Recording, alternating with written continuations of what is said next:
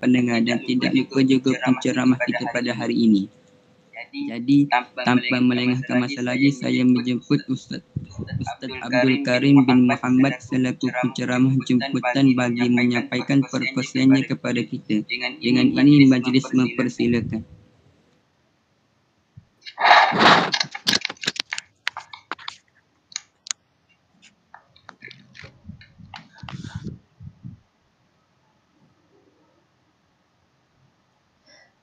Assalamualaikum warahmatullahi wabarakatuh. Waalaikumsalam warahmatullahi wabarakatuh. Waalaikumsalam warahmatullahi wabarakatuh. Waalaikumsalam warahmatullahi Alhamdulillahirabbil alamin wassalatu wassalamu ala asyrafil anbiya'i wal mursalin nabiyina Muhammadin wa ala alihi wa sahbihi wa man tabi'ahum bi ihsanin ila yaumiddin. Ishrah li sadri wa yassir li amri wahlul 'uqdatam min lisani yafqahu qawli. Allahumma ghfirna mimma natina wa 'allimna mimma jahilna. Allahumma ja'alna min alladhina yastami'una al-qawla wa yattabi'una ahsana waj'alna min 'ibadika an-najihin wal faizin fid dunya wal akhirah. Terima kasih pengacara majlis pada pagi ini. Asatizah yang dihormati kalian, seterusnya adik-adik yang dirahmati Allah Subhanahu wa taala. Pertama kalinya marilah kita sama-sama. Daripada tu dengar tak suara? Clear? Dengar Ustaz. Nampak tak slide? Dengar Ustaz. Jamilan wadihan. Nampak tak slide? Slide nampak tak? Apa lagi tu? Belum naik. Apa lagi? Nampak lagi. Jadi sebelum daripada itu marilah kita sama-sama mengikhlaskan hati kita kebersamaan kita dalam perbincangan perkongsian kita pada pagi ini hanya mencari redha Allah Subhanahu wa taala. Mudah-mudahan dengan keikhlasan kebersamaan kita ini menambahkan lagi keberkatan hidup kita, pengisian waktu, sisa-sisa baki hidup kita ini. Yang penting dalam kehidupan ini, antara paksi utama supaya kehidupan kita ini senantiasa diberkati, senantiasa melimpah ruah kebajikan dalam usia hidup kita ini.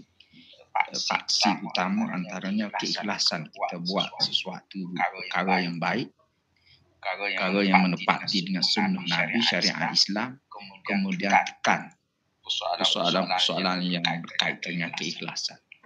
Kerana ikhlas di dalam hidup kita ni, setiap detik ketika pastikan sesuatu tersebut menepati kehendak syarak, kehendak sunnah Nabi, kehendak syariat Islam. Kemudian dalam masa yang sama, seiring dan seia sekata, tak boleh dipisahkan keikhlasan. Dua elemen penting supaya kehidupan kita ini sentiasa diganjari oleh Allah Subhanahu wa taala. Jangan lari daripada syariat Allah, kemudian kena ikhlas dalam sesuatu gerak kerja kita tersebut. Kena ikhlas kepada Allah Subhanahu wa taala. Ta'abbudi kita, pengabdian kita, kepatuhan kita hanya kepada Allah Subhanahu wa taala mengikut perspektif yang ditunjuk ajar oleh Nabi kita. Kemudian kita ikhlas dalam mengerjakan kepatuhan pengabdian kita tersebut kerana Allah Subhanahu wa taala. Jadi mudah-mudahan program kita pada pagi ini dengan keikhlasan kita menjadi pemberat timbangan kebajikan kita dan senantiasa dicucuri rahmat oleh Allah Subhanahu wa taala, diberkati usia hidup kita. Jadi kita doa agar berlaku sedemikian perjumpaan kita pada pagi ini. Kemudian tajuk yang diberi amanah untuk kita sama-sama bincang, untuk kita sama-sama berkongsi. Mudah-mudahan dengan tajuk ini memberi peringatan dan impak yang besar, natijah yang besar kepada kita dalam kita mengharungi hidup di atas muka bumi ini, supaya kehidupan kita ini selari dan selaras dengan pencipta kita iaitu Allah Subhanahu wa taala. Jadi sebenarnya tajuk peranan pemuda Islam, jadi lebih khusus lagi saya cuba modify sedikit lelaki tajuk tersebut, walaupun pemuda, remaja pun pemuda juga. Muqaddimah remaja sesuai dengan, saya cuba ubah sikit sesuai dengan keadaan situasi kita. Jadi tidak lagi sangat remaja pun dikira sebagai pemuda juga. Muqaddimah permulaan orang muda, permulaan usia muda dikira muda, iaitu remaja, dan bahkan sebelum remaja pun dikira muda lagi. Cuma istilah sahaja. Yang pentingnya apa ni, kita memahami mesej dan tanggungjawab hidup di atas muka bumi. Tinggallah kita berada di marhalah mana, peringkat hidup, umur usia kita macam mana, yang penting kita memahami dan kita hayati peranan kehidupan kita sebagai seorang Muslim di atas muka bumi ini. Jadi anak rasa adik-adik semua masih remaja lagi, maka seperti mana yang saya sebut, remaja pun dikira sebagai pemuda. Jadi sehingga pemuda ni kita nak kira daripada usia yang belasan tahun, termasuk usia remaja tersebut, sehingga 40 matang usia muda, iaitu 10 tahun. Jadi kita tengok slide. Kita tengok apa ni, istilah pentakrifan, pengertian remaja. Di mana yang saya sebut, apabila sebut orang muda, pemuda, apa ni, usia daripada usia yang peringkat belasan tahun sehingga 40, itu dikira sebagai usia muda, orang muda. Matang muda iaitu umur 40 tahun, seperti mana Nabi kita Muhammad sallallahu alaihi wasallam bawa risalah ketika kemuncak usia yang muda. Jadi kita nak ambil peranan risalah Islam ini, menghayati Islam lebih awal lagi, lebih daripada itu lagi, karena ajaran Nabi sallallahu alaihi wasallam menghendaki kita berkehidupan awal-awal lagi dengan kehidupan Islam, berperanan sebagai orang yang nak membawa menegak agama Allah Subhanahu wa taala. Apabila kita sebut peranan kita mesti aktif, bergerak kerja, tidak boleh duduk diam. Tidak boleh berdiam diri, berperanan, beraktif. Cuma keaktifan kita tu ke arah mana? Peranan kita, gerak kerja kita, amal kita tersebut ke arah mana? Jadi kita sebagai seorang Islam, kita tahu Rabb kita tahu Tuhan kita tahu siapa pencipta kita. Kehidupan kita ini tak boleh lari daripada pergantungan kita dengan Allah.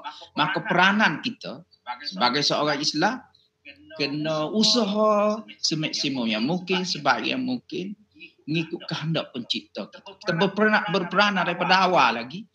Gerak kerja kita, amalan kita, detik pernapasan kita, pergerakan kita ikut apa yang dikehendaki oleh Allah Subhanahu wa taala sejak daripada awal lagi. Jadi kita apabila kita sebut peranan. Jadi pemuda seperti mana saya sebut, lebih khusus lagi remaja. Lebih khusus lagi remaja dalam usia yang muda tersebut, lebih khusus lagi kita sebagai seorang remaja. Apabila kita sebut remaja, merujuk kepada manusia yang berumur 12 hingga 21 tahun. Ada setengah kata 13 hingga 25 tahun. Golongan remaja ini senantiasa mempunyai perasaan, keinginan, suka mencuba. Jadi kalau boleh kita mencuba benda-benda yang baik, jangan cuba perkara yang tak baik. Tabiat lumrah peringkat umur belasan tahun ini suka mencuba, nak tahu. Jadi dan tahap sedang menuju tahap untuk menjadi dewasa. Jadi peringkat umur remaja ini menuju ke arah untuk dewasa. Selepas 25 tahun dipanggil dewasa. Selepas 25 tahun dipanggil dewasa. Semuanya itu dipanggil pemuda. Dewasa, remaja, semua itu dalam lingkungan pemuda. Islam mengambil berat usia muda ni mengambil berat, usia awal ni Islam mengambil berat untuk membawa risalah Allah Subhanahu Wa Taala, risalah tauhid di atas muka bumi ini. Islam menitik berat sangat. Sehingga nak melahirkan zuriat yang baik ini peringkat awal lagi Islam menitik berat supaya memilih pasangan-pasangan yang konsisten dengan Islam, menghayati Islam, supaya lahir para pemuda yang hebat yang bawa risalah agama Allah Subhanahu Wa Taala peringkat awal lagi. Jadi orang muda ni ataupun remaja ni dia akan mengalami peringkat umur macam ni, dia akan mengalami pelbagai perubahan yang secara drastik, termasuk perubahan jasmani, sosial, emosi dan bahasa yang akan berubah secara drastik. Jadi ia merupakan orang yang emosinya tidak stabil peringkat umur macam ni. Sebelum nak sampai usia lebih matang lagi, usia muda matang yang 40 ataupun usia dewasa nanti, peringkat umur ini dia emosinya tidak begitu stabil dan senantiasa kadang-kadang berlaku pertembungan, akan berlaku permasalahan dalam kehidupan. Jika sekiranya tidak dibimbing, tidak hidup dan dibimbing dalam suasana yang baik, dia mudah terkesan dalam usia yang remaja seumpama ini ataupun dalam peringkat awal usia muda ini, dia akan mudah terkesan dengan sesuatu pengaruh. Jadi bertolak daripada itu, kita kena ambil berat usia yang awal ini, ya kehidupan kita senantiasa terdidik, pendidikan yang baik, dan berada dalam suasana yang baik, berada dalam latihan-latihan yang mencorok ke arah masa depan yang baik.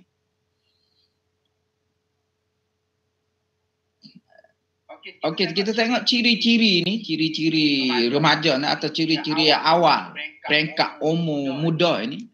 Jadi ciri-ciri dia suka bergaul dengan rakan sebaya daripada rakan sebaya, suka bergaul dengan rakan sebaya. Dia tabiat dia dengan ibu bapa ni dia kurang sikit. Dia suka lebih suka dengan, walaupun dia hidup bersama dengan ibu bapa dia sejak daripada kecil, tapi dia lebih suka bergaul dengan rakan sebaya seumur dengan dia, sebaya dengan dia. Suka berkawan, senang tersinggung oleh masalah sosial. Apabila berlaku sesuatu masalah, ia mudah tersinggung. Apabila dia tidak dibimbing sebaik mungkin, dia akan, apabila tersinggung, dia akan membawa kepada penyakit emosi dan sebagainya. Kadang-kadang suka berangan-angan. Remaja yang normal mempunyai, saya baca slide ya. Remaja yang normal mempunyai angan-angan sihat mengenai masa depan mereka. Lalu remaja itu yang sihat ataupun orang muda itu yang sihat, emosi yang betul, dia akan bercita-cita meletakkan angan-angan dia tu dengan betul, berhasrat dengan betul-betul. Jadi angan-angan itu penting juga. Tak ada masalah angan-angan, tapi biarlah angan-angan tersebut angan-angan yang betul dan angan-angan yang boleh membawa kita melaksanakan angan-angan tersebut, cita-cita tersebut. Biar kita melaksanakan, macam kita nak hafiz Al-Quran, nak hafal Al-Quran, kita khayal dulu, tapi kita susulilah angan-angan tersebut, cita-cita tersebut dengan praktikal yang sebenar. Jadi dalam peringkat usia yang seumpama ini, usia remaja ni atau peringkat awal muda ni, usia muda ini senang terpengaruh dengan emosi, mudah terpengaruh dengan emosi, senang dan terpengaruh dengan emosi. Rasional mereka masih berkembang dan belum sampai ke satu tahap yang mantap ataupun matang. Jadi rasional mereka ni kadang-kadang orang peringkat awal usia muda ni ataupun remaja ini dia masih berkembang sampai tahap yang lebih mantap dan matang. Apabila tidak dibimbing dengan orang yang lebih matang, orang yang makan garam lebih dahulu daripadanya. senang untuk terpengaruh dengan keadaan sekeliling. Mudah nak pengaruh dengan keadaan sekeliling apabila tidak dibimbing dengan sebaik yang mungkin. Dia senang terpengaruh dengan dalam keadaan sekeliling. Sekarang ni pengaruh macam-macam pengaruh dengan mudah untuk dapat pengaruh tersebut melalui ICT, melalui telefon, macam-macam sekarang ini. Jadi orang-orang mudah terkesan. Jadi kita tengok ramai orang muda ni lalai dengan handphone, main game dan sebagainya. Bukan tak boleh, tapi berpada-pada. Sederhana. Tengok main game, kita tinggal tanggungjawab kita yang penting. Baca Quran. Jadi baca Quran sikit saja lebih kepada game. Game lebih kepada nak seronok. Nak seronok dalam hati saja, nak seronok perasaan saja. Boleh, bukan tak boleh seronok. Kita berpada-pada sahaja dengan game apa semua tu. Boleh bermain game-game yang baik lah. Bukan game yang menyalahi tata susila yang baik. Boleh main, tapi jangan main game-game yang tak baik. Kemudian jangan terlebih dos main game itu bersama dengan handphone, telefon dan sebagainya. Ini peranan kita orang muda, pemuda Islam ini. Peranan remaja Islam ini macam tu. Sebab kita ada visi-misi yang besar. Kita bukan visi kita ni hanya di dunia saja, bahkan kita visi untuk mencapai kebahagiaan di hari akhirat nanti. Merealisasikan risalah Allah di atas muka bumi ini, kemudian untuk mendapat keredaan kebahagiaan dari Allah Subhanahu wa taala di dunia dan di hari akhirat. Visi kita ni besar berbanding dengan makhluk lain. Wawasan kita ni besar berbanding dengan orang lain. Maksud itu tanda pada itu kita kena berjiwa besar. Kehidupan kita mesti luar biasa. Kesabaran kita mesti luar biasa. Ketahanan jiwa kita mesti luar biasa. Sebab kita nak bawa risalah yang cukup besar. Risalah untuk memerdekakan manusia. Memerdekakan manusia dari memperhambakan diri kepada nafsu. Daripada memperhambakan diri kepada nafsu kepada memperhambakan diri kepada Allah Subhanahu wa taala. Jadi kemerdekaan yang sebenarnya kita nak masuk hari kemerdekaan. Kemerdekaan yang sebenar ialah kita keluar daripada kepompong dibelenggu oleh nafsu, pengaruh-pengaruh nafsu. Jiwa kita ni kita boleh menguasai nafsu kita. Pengaruh-pengaruh yang bertentangan dengan kehendak Allah. Itu kemerdekaan yang sebenar. Seperti mana yang kita tengok Rabi' bin Umair telah menggariskan ketika mana ditanya oleh Raja Parsi pada suatu ketika dulu. Rabi' bin Umair seorang panglima Islam. Nah, dia sebut kita dibangkitkan, diutuskan oleh Allah Subhanahu wa taala konsep kemerdekaan dalam Islam. Konsep kehidupan orang Islam, khususnya orang muda, khususnya remaja. Kita diutuskan di atas muka bumi ini untuk memerdekakan, untuk membebaskan manusia daripada memperhambakan diri kepada sesama hamba, sesama manusia, menuju ke arah memperhambakan diri kepada Allah Subhanahu wa taala. Daripada kezaliman, kejahatan agama-agama, kesesatan agama-agama menuju ke arah keadilan Islam, kehebatan Islam, cahaya Islam, kesesatan agama-agama, kezaliman agama-agama menuju ke arah keadilan Islam. Konsep kemerdekaan kita dan konsep hidup kita sebagai seorang remaja Islam kena tanam vision, kena bergerak, kena tanam dan kena bercita-cita dan kemudian kena bergerak.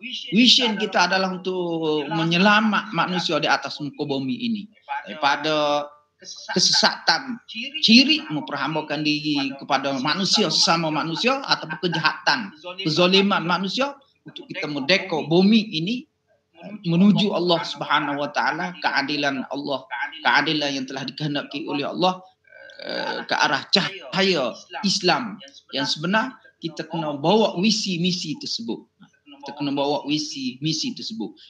Di dalam untuk kita bawa visi tersebut, kita kena usaha sebaik yang mungkin. Kita kena isi sisa-sisa baki hidup kita ini sebaik yang mungkin, semaksimum yang mungkin, semampu yang mungkin, supaya kita ni menjadi seorang insan yang boleh ditauladani, seorang insan yang baik, kemudian kita curahkan kebaikan kepada manusia yang lain. Aslih nafsak wad'u ghairak. Itu slogan kita sejak daripada awal usia muda kita ni, peringkat remaja ini, kita bawa slogan dan kita hayati slogan tersebut, kita usaha slogan tersebut isi pengisian hidup kita ini daripada A hingga Z. Aslih nafsak wad'u ghairak. Perbaiki diri kita sendiri, kemudian kita cuba baiki orang lain. Itu risalah peranan kita orang muda. Jadi walaupun saya tidak sebut secara tersusun satu peranan, di dalam perkongsian kita ini mungkin ada di sana tu sedikit sebanyak apa yang saya sebut peranan. Walaupun saya tak sebut secara satu persatu, mungkin selepas ini secara persatu-satu saya akan sebut dalam slide ini jika ada masa ni panjang. Jadi saya sebut lebih awal lagi. Ya, antara peranan kita, peranan remaja Islam ini, aslih nafsak wad'u ghairak. Ini maknanya kita memperbaiki diri kita sebaik yang mungkin, kita buat pengisian sebaik yang mungkin. Kita mendampingi diri kita dengan kita Allah. Kita memahami kita Allah. Kita hayati kita Allah. Kita beramal dengan amalan Islam yang syumul. Bukan juzuk-juzuk saja, dengan syumul, dengan mencakupi seluruh aspek kehidupan kita. Kemudian kita bawa vision kesyumulan Islam tersebut kepada umat manusia. Kerana kita tengok nabi-nabi, kerana kita tengok sahabat-sahabat Nabi, slogan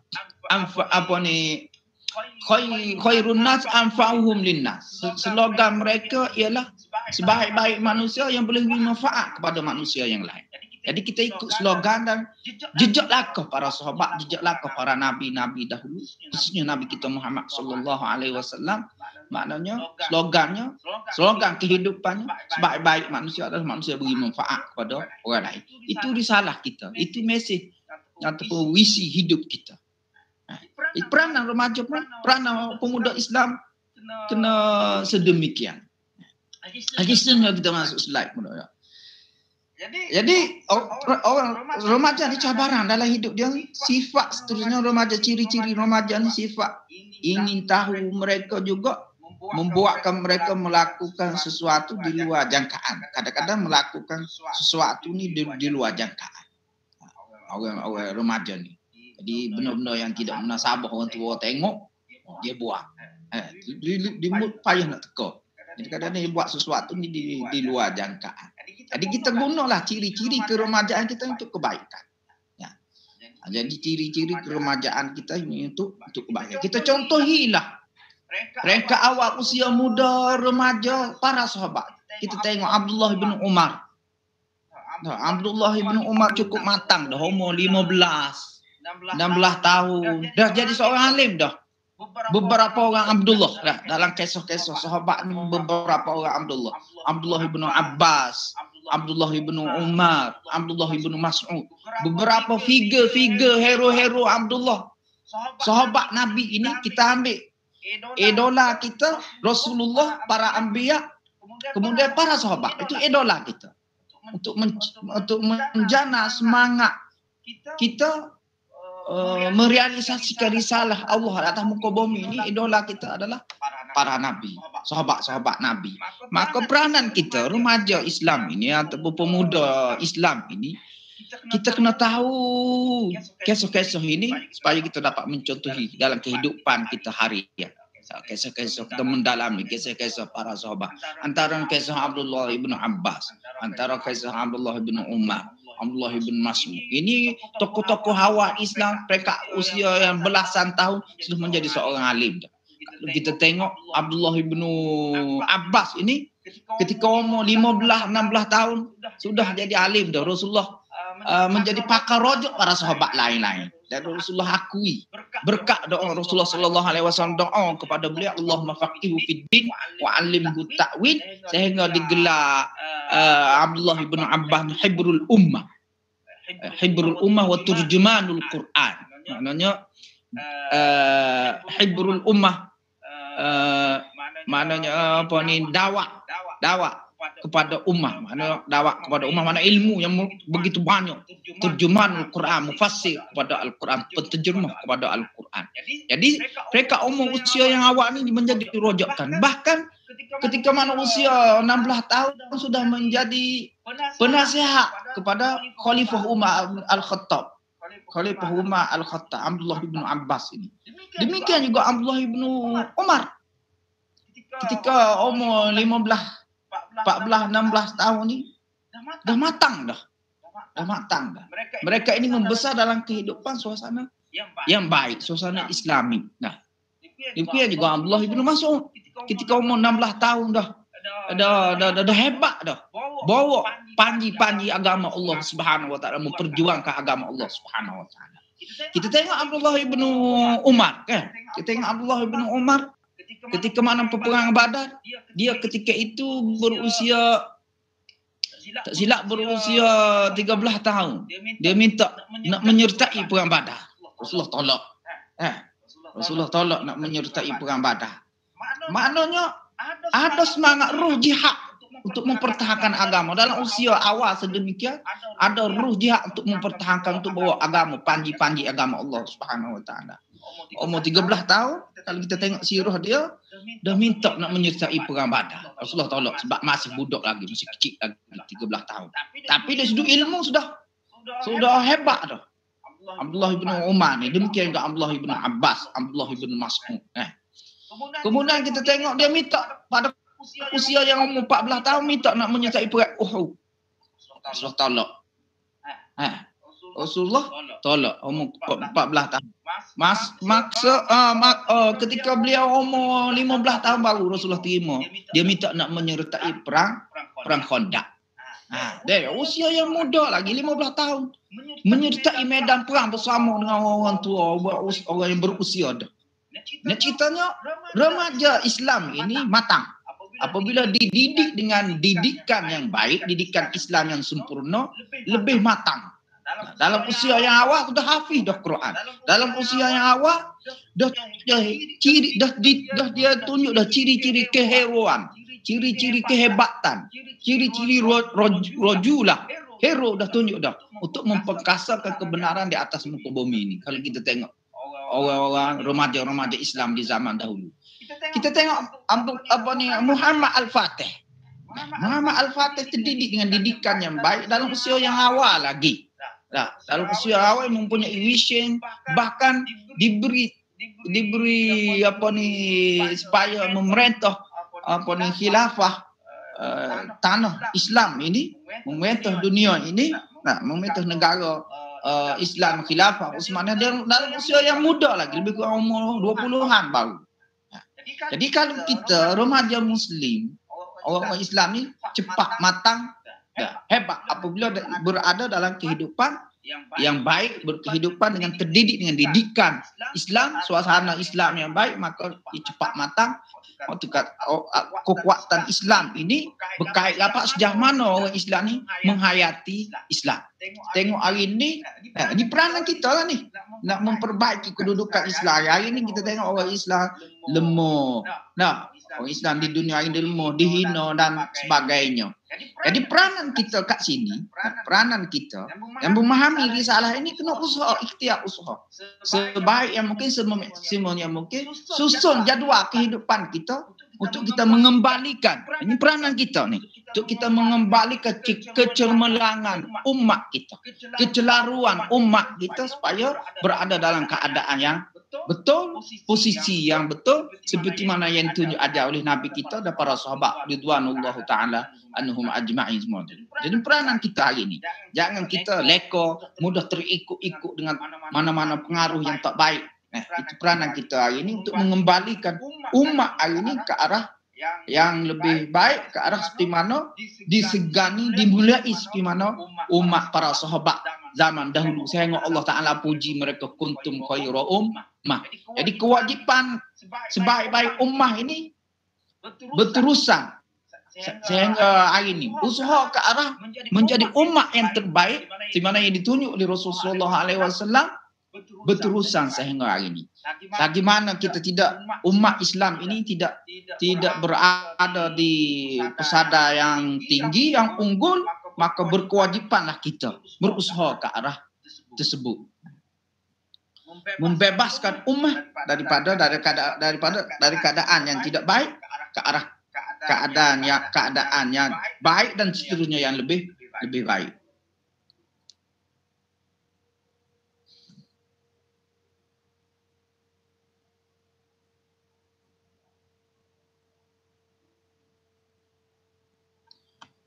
Baik, kita tengok Islam di mana yang kita sebut tadi. Islam mengambil berat peringkat usia ini. Peringkat usia yang muda ini lebih lagi usia yang remaja ini. Jadi latihan dan didikan asah ibadat sejak awal usia lagi. Kita kena permantapkan. Ibadat kita kena permantapkan.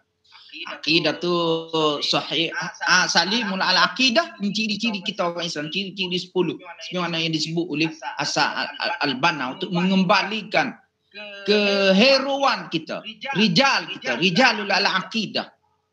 Orang yang ada akidah ni dia mesti tunjuk goh dengan akidah dia tu. Jadi yang pertama, dia kena di samping senantiasa memperkasakan akidah dia, memperhangatkan, mempertingkatkan keimanan dia kepada Allah Subhanahu Wa Taala. Kena ambil berat sejak daripada awal lagi, latih dan didik, berusaha sejak daripada awal lagi, melengkapkan dan menyempurnakan pengibadatan kepada Allah Subhanahu Wa Taala. Semaya kita, Quran kita, zikir kita kena ada latihan sejak daripada awal lagi. Islam ambil berat sedemikian.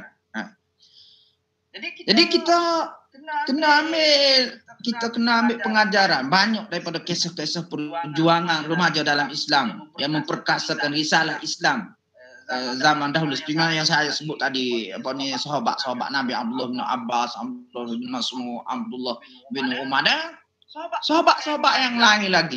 Ramai lagi sahabat tokoh-tokoh. Mus'ab bin Umair.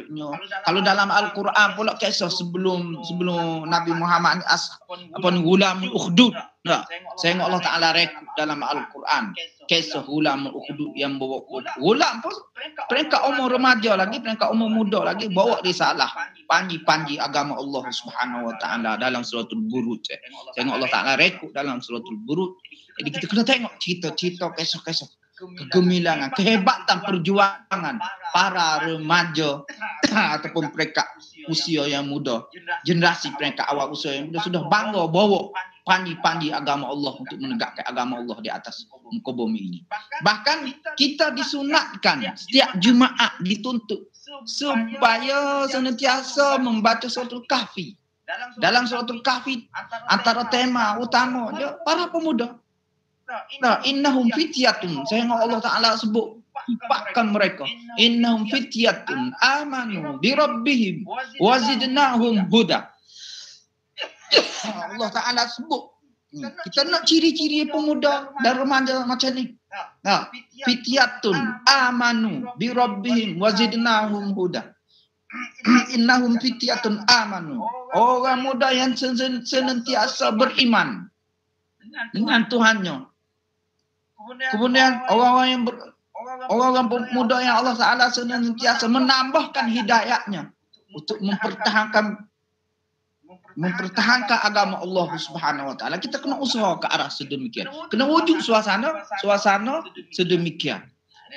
Innahum fityatun amanu bi rabbihim wa zidnahum huda wa rabatnahum ala qulubihim idh qamu faqalu rabbuna Allah. Sehingga akhir ayat. Jadi kita usahalah diri kita, tauladanilah pemuda-pemuda ini untuk kita berperanan di atas muka bumi seperti mana peranan yang dikehendaki oleh Allah Subhanahu Wa Ta'ala para nabi. Kita tengok Imam Syafi'i sendiri pun dalam usia yang belasan tahun, 16 tahun sudah menjadi mufti dah. Ini kita tarbiyah Islami ini, didikan Islam ini mematangkan seseorang tersebut. Imam Syafi'i dah keluar fatwa dah. Umur 16 tahun dah sudah menjadi alim ulama dah. Okey. Jadi kita nak biar mematangkan kita lebih cepat, kena menghayati Islam, kena mendalami ilmu Islam, kena beramal dengan ajaran Islam yang sebenar. Sebab kita ada vision yang besar. tidak seperti mana orang-orang lain. Alhamdulillah Allah Ta'ala pilih kemuliaan kita ni dengan berada di dalam institusi pendidikan untuk kita mendalami, memahami kitab Allah Subhanahu Wa Taala, mendalami agama Allah Subhanahu Wa Taala secara mubashir, secara direct, secara live, secara direct, dengan mempelajari bahasa Arab, dengan menghafal Al-Quran. Allah Ta'ala pilih kita, manusia yang terpilih. Jadi kita bersyukur kepada Allah Subhanahu Wa Taala kerana memilih kita berada dalam situasi dan keadaan sedemikian. Milih sekolah, benar gerak geri. Ya Allah Ta'ala pilih kita. Kita kena bersyukur. Jadi kesyukuran kita tersebut kita kena pamerkan dengan kesungguhan kita. Dengan kesungguhan kita menghayati apa yang kita dapat. Kalau kita belajar di sekolah yang hafal Al-Quran, kita bersungguh-sungguh menghayati. Seolah-olah Allah Ta'ala pilih kita. Pilih kita untuk bercakap dengannya. Quran ini kalamullah, kemuliaan yang Allah Ta'ala bagi kepada kita. Jadi kita janganlah bila kita kena sentiasa rasa bangga Allah Ta'ala pilih kita. Boleh membaca Al-Quran, boleh menghafal Al-Quran. Manusia yang terpilih yang Allah Ta'ala pilih. Ahlullahi khassah, ahlul Quran, ahlullahi khassah. Orang yang belajar bahasa Arab. Bahasa Arab jambatan untuk memahami Al-Quran. Orang yang dipilih oleh Allah Subhanahu Wa Taala untuk senantiasa baca Quran. Seolah-olah kita bercakap Allah Ta'ala. Allah Ta'ala pilih untuk kita insan yang cukup kerdil, yang tidak mempunyai apa-apa. Tiba-tiba dipilih oleh Allah Subhanahu Wa Taala untuk bercakap dengan dia. Quran itu kalamullah. Kita baca Quran seolah-olah kita bercakap dengan Allah. Betapa mulianya kita kena bersyukur kepada Allah Ta'ala. Kelebihan yang cukup besar. Daripada Al-Quran ini, jadi peranan kita di atas muka bumi ini, di samping kita boleh baca Quran, kita heret manusia lain supaya boleh baca Al-Quran. Boleh baca Al-Quran, boleh menghayati Al-Quran, boleh mengamal Al-Quran. Ini peranan kita sebagai orang muda. Jadi, kita masuk balik dalam slide kita ni. Jadi kita akan ambil pengajaran, kisah-kisah sahabat, kisah-kisah orang yang terdahulu di awal usia remaja, di awal usia muda zaman dahulu.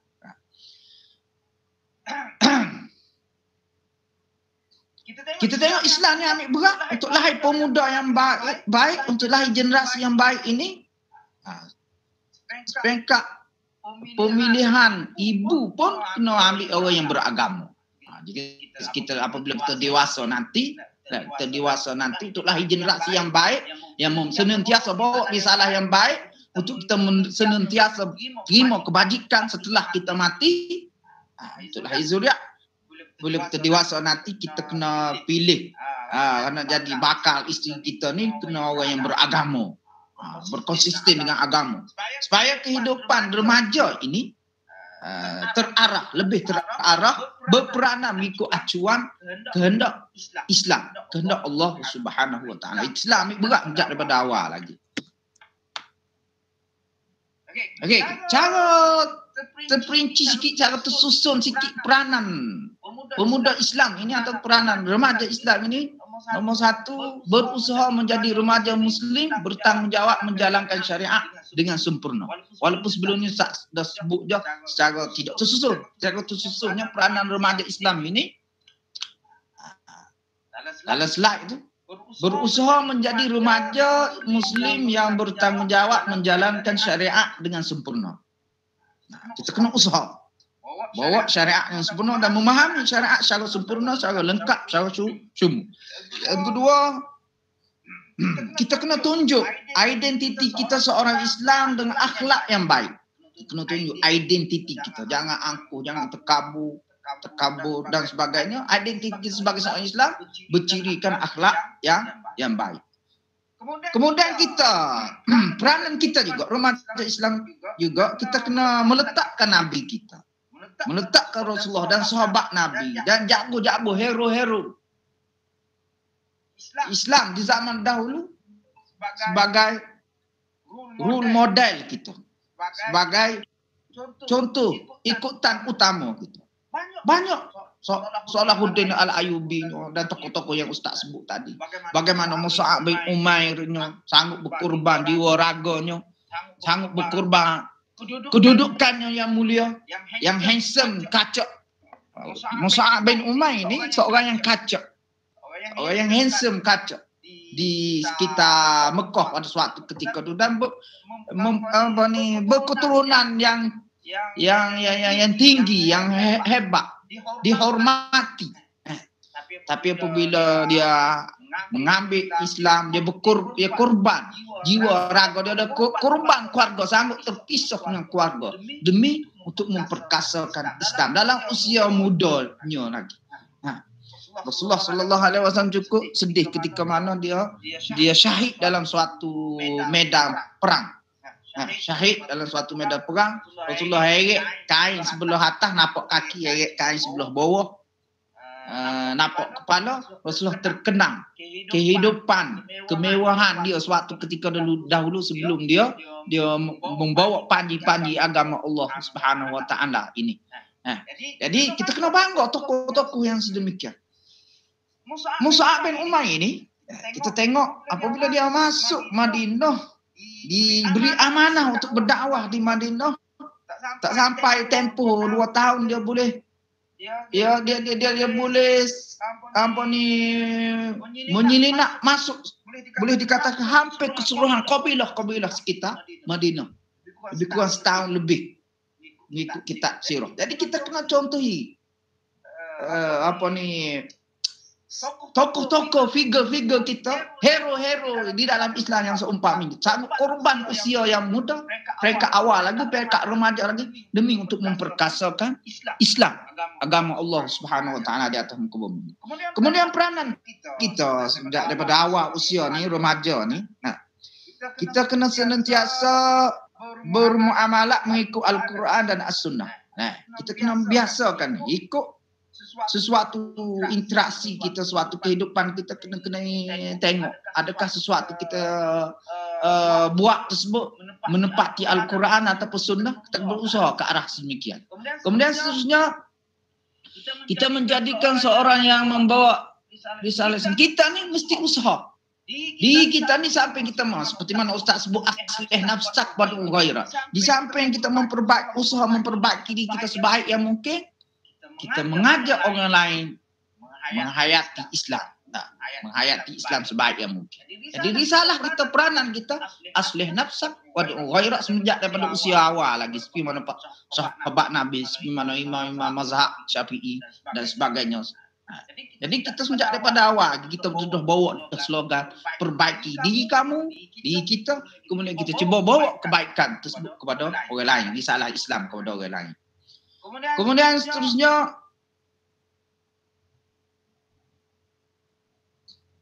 kita guna peluang yang ada untuk menjalankan dakwah. Di mana sahaja ada peluang untuk kita sampai risalah Islam, mesej yang baik, kita guna peluang-peluang tersebut. Di masjid ke, di padang bola ke, dalam ICT ke, kita main game tersebut. Kita bukan main game seperti orang lain. Kita ada mesej untuk mengajak orang ke arah Islam. Kita tidak lara, tidak lalai, terlarut dengan game tersebut. Bahkan kita boleh ajak orang lain supaya tidak larut, tidak lalai. Dan kita ajak dia orang tu menghayati, memahami risalah hidup kita. Risalah hidup kita yang sebenar. Kita tidak larut seperti orang yang lain. Sebab kita ada risalah yang unggul, yang tinggi, yang mulia di sisi Allah Subhanahu Wa Taala. Kita bermain tapi kita ada risalah. Kita ada risalah untuk dicapai, risalah Allah Subhanahu Wa Taala. Dalam tiap di mana ada peluang untuk kita sampaikan risalah, kita cuba sampaikan risalah tersebut. Tak kira dalam apa-apa keadaan. Di masjid ke, di kedai kopi ke, melalui ICT ke, melalui telefon ke, melalui poster, di mana yang kita boleh selip masuk risalah Islam, kita selip masuk untuk sampaikan risalah Islam tersebut. Jadi kita usaha memperbaiki diri kita sendiri, kemudian kita ajak orang lain supaya membawa kebaikan-kebaikan tersebut. Kemudian kita kena membawa nilai-nilai perjuangan di tengah-tengah masyarakat. Di tengah masyarakat kita kena bawa nilai-nilai perjuangan, nilai-nilai ketahanan. Nah, kita kena bawa Di samping diri kita ni kena berketahanan, berketahanan, kemudian kita kena bawa nilai-nilai ketahanan kepada masyarakat, jati diri kepada masyarakat, berpaksi kepada ajaran Islam, berpaksi ke sunnah Rasulullah sallallahu alaihi wasallam, berpaksi ke Al-Quran. Kita mengetengahkan nilai-nilai jati diri, berpaksi ke Al-Quran, berpaksi ke sunnah dan sejarah salafus saleh. Kemudian kita cuba usaha supaya diri kita ni bersama dengan orang yang baik, bersama dengan sahabat-sahabat yang baik, supaya kita tidak terjerumus diri kita ni dengan anasir-anasir yang tak baik.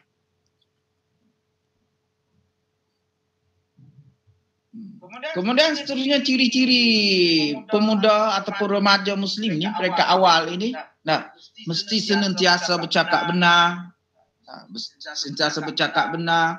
tidak mempunyai perasaan hasad, dengki sama makhluk Allah. Kita tidak dengki sama makhluk Allah.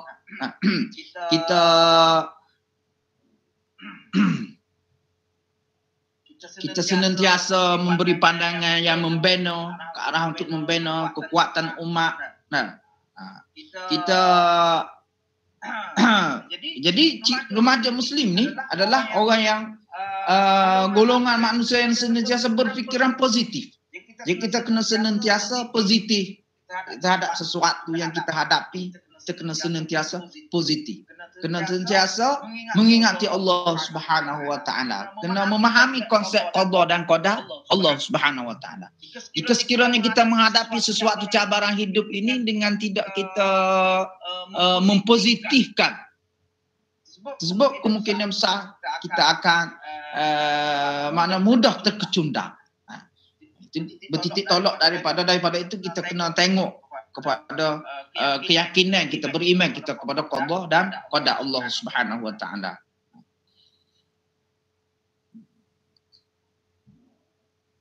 Kita senantiasa pahami sifat-sifat mahmudah, contohnya sikap lemah lembut, pengasih, sampai satu, pemaaf dan sebagainya.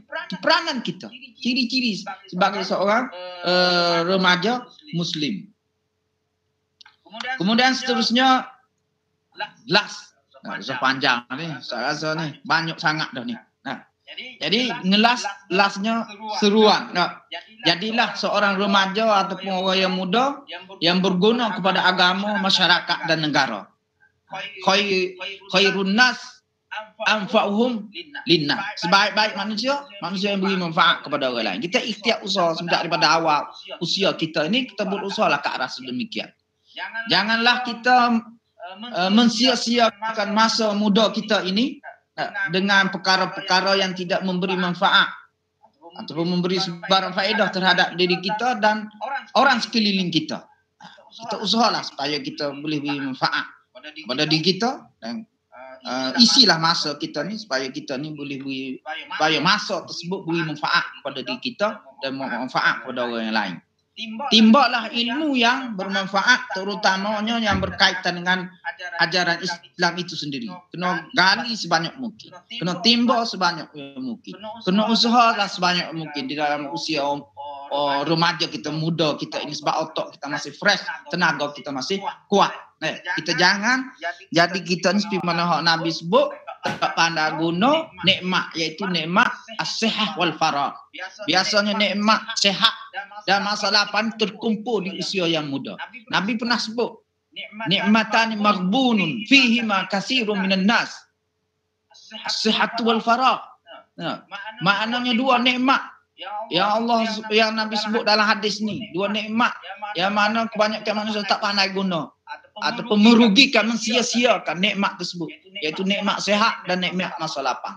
Jadi gunalah nikmat kesihatan, nikmat masa lapang ketika mana kita usia yang muda ni. Biasanya di usia yang muda ni kita terkumpul nikmat, dua nikmat yang besar tersebut, nikmat sehat dan nikmat masa lapang. Kita di masa usia yang muda ni kita sehat, yang Allah Ta'ala bagi sehat. Kemudian kita masa lapang, kita tidak terikat dengan banyak tanggungjawab. Apabila kita dewasa nanti, kita akan banyak tua nanti, kita akan banyak terikat dengan tanggungjawab. Jadi kita gunalah nikmat sehat yang terkumpul di waktu muda kita ni sebaik yang mungkin. Isilah agenda kehidupan kita nikmat sihat dan nikmat masa lapang kita ini sebaik yang mungkin, yang boleh membina diri kita, yang boleh membina ummah, yang boleh membina masa depan kepada negara kita. Kita nak biar negara kita lebih baik. Kita nak pimpinan negara kita. Kita yang akan memimpin negara kita ini. Kita nak pimpinan negara kita ini, orang yang memimpin negara kita ini lebih wibawa. Lebih memikirkan kemaslahatan ummah, kemaslahatan agama untuk menegakkan agama di atas muka bumi ini. Sebenarnya jadi kita berperanan. Kita mesti berperanan untuk mengembalikan izzah Islam di muka bumi ini. Jadi kemuliaan kita orang Melayu ini khususnya tak boleh lari dengan Islam. Kemuliaan manusia sejagat ni tak boleh lari dengan Islam. Khususnya kita orang Melayu. Kalau kita tengok Arab, Sayyidina Umar pernah sebut, kalau kita tengok sejarah orang Arab ini, jahiliyah Arab ini, orang hina, orang keji, ketika mana orang tidak hormat, hidup bersama sesama mereka berpecah belah. Kita nak buang semua tersebut, kita nak menyatu padukan ummah, risalah kita nak menyatu padukan ummah, kita kembalikan kepada Islam yang sebenar.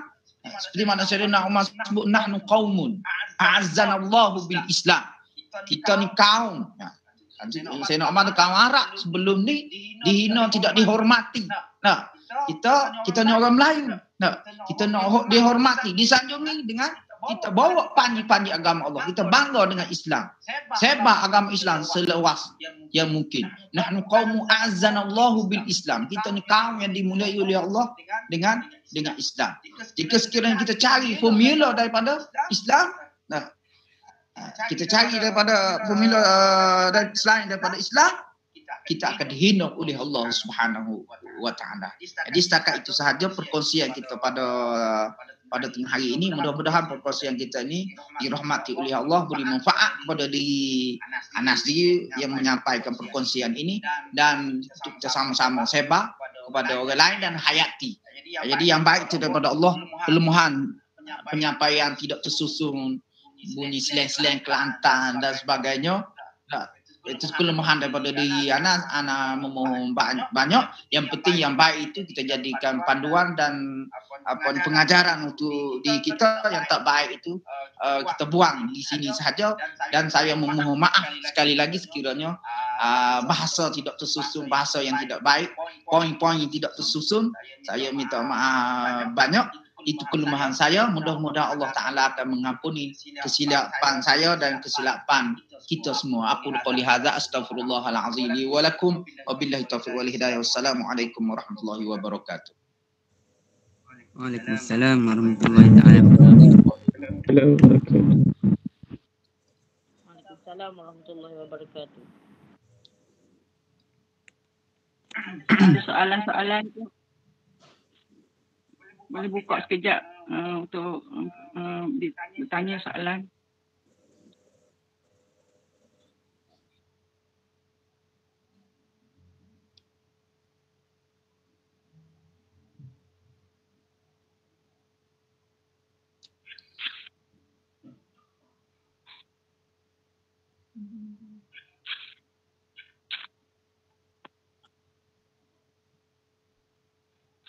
Ada soalan, Ustaz. Ada tak tips untuk tingkatkan rasa semangat untuk hafal Al-Quran?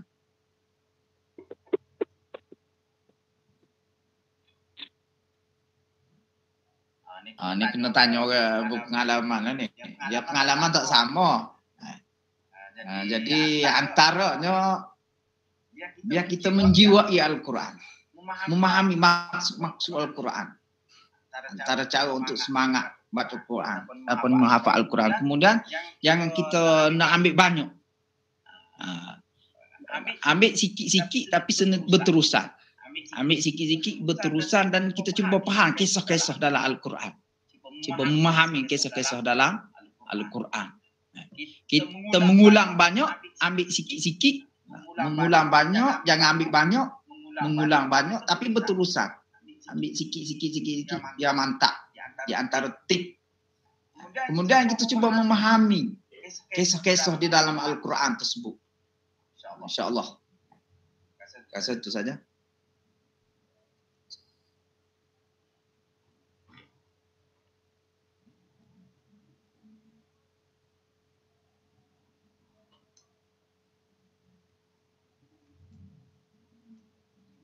Apabila kita dah menghafal Al-Quran, kita kena ada program bermurojaah dengan sahabat-sahabat kita. Bermurojaah dengan sahabat-sahabat kita. Baca, saling tasmik di antara satu sama lain. Membimbing antara satu sama lain.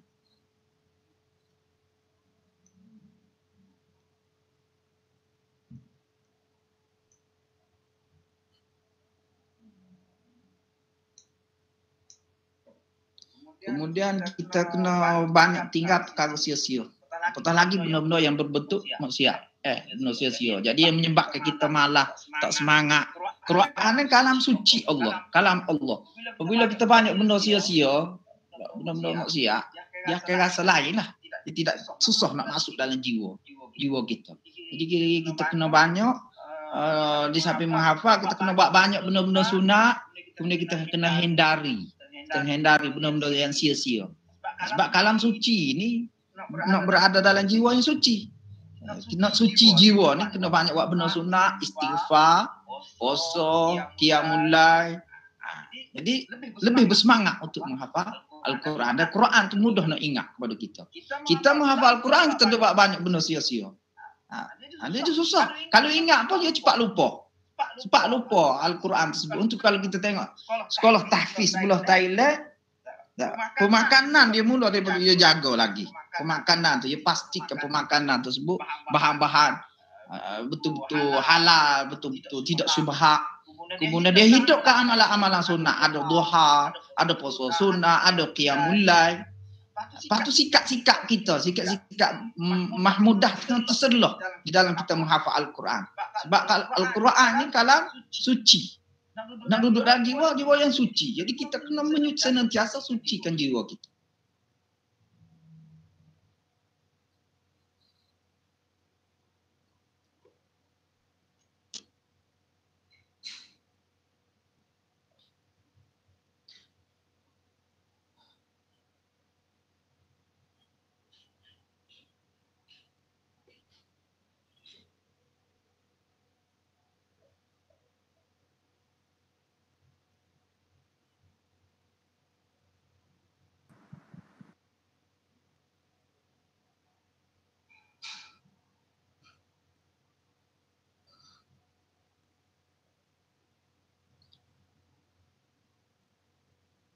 Jadi ada soalan. Kita mesti wajib taat pada kedua ibu bapa kita. Wabil walidaini ihsan. Allah Taala suruh kita taat kepada kedua ibu bapa kita. Kita kena taat. Selagi mana dia tidak menyuruh kita buat benda yang tak baik, benda maksiat. Lagi mana dia tidak suruh kita buat benda, tidak suruh kita buat benda yang tak baik, maksiat, kita mesti taat kepada kedua ibu bapa kita. La ta'ata li makhluqin fi maksiatillah. Kita tidak boleh taat kepada makhluk Allah pada perkara-perkara maksiat walaupun ibu bapa kita. Tapi kita kena hormat, kita kena buat baik kepada kedua ibu bapa kita dalam perkara-perkara yang baik. Selagi mana dia tidak suruh kita buat benda tak baik, benda maksiat, kita mesti taat, berkewajipan kita taat kepada kedua ibu bapa kita.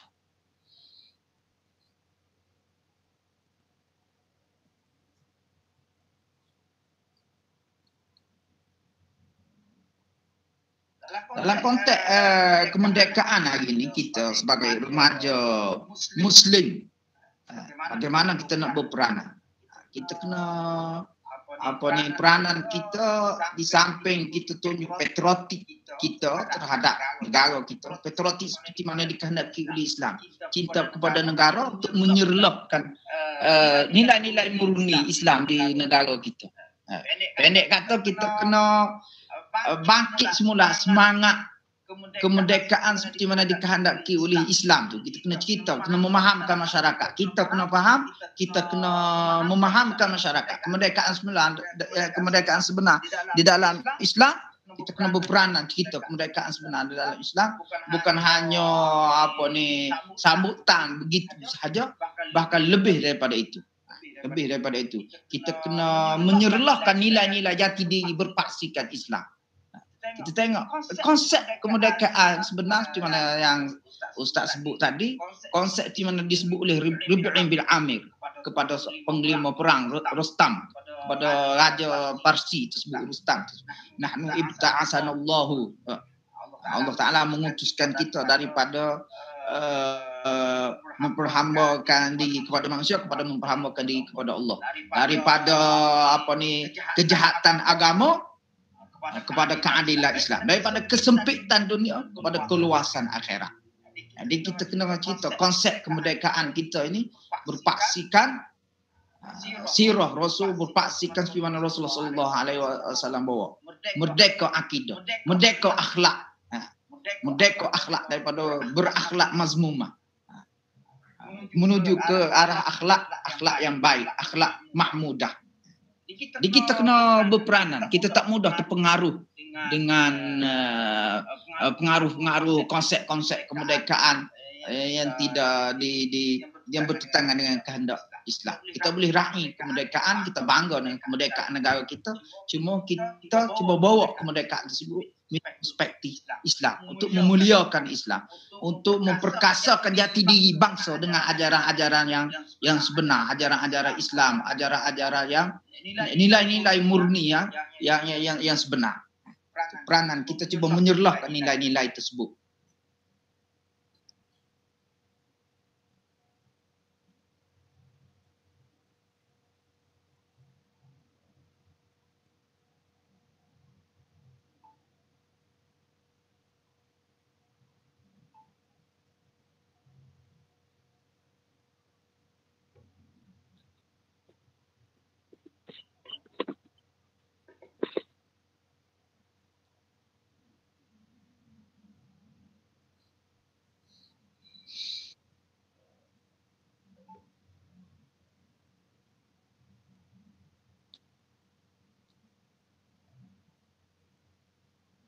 Tak ada rokok.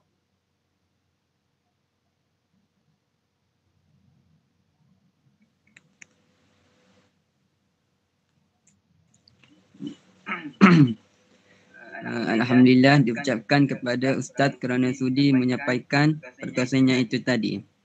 Moga-moga apa yang dikongsikan oleh Ustaz bermanfaat kepada pelajar-pelajar serta tidak lupa juga diri saya sendiri. Jadi dengan berakhirnya perkongsian itu tadi, maka berakhirlah majlis kita pada hari ini. Dengan ini saya mengakhiri majlis kita dengan tasbih kifarah dan suratul As. Subhanakallahumma bihamdika asyhadu an la ilaha illa anta astaghfiruka wa atubu ilaik. Bismillahirrahmanirrahim. Al-'asri innal insana lafi khusr illa alladhina amanu wa 'amilus shalihat wa tawassaw bil haqqi wa tawassaw bis sabr. Assalamualaikum warahmatullahi wabarakatuh. Waalaikumsalam warahmatullahi wabarakatuh. Waalaikumsalam warahmatullahi wabarakatuh. Terima kasih Ustaz Karim. Sama-sama. Terima kasih Ustaz. Sama. Terima kasih, Ustaz. Sama.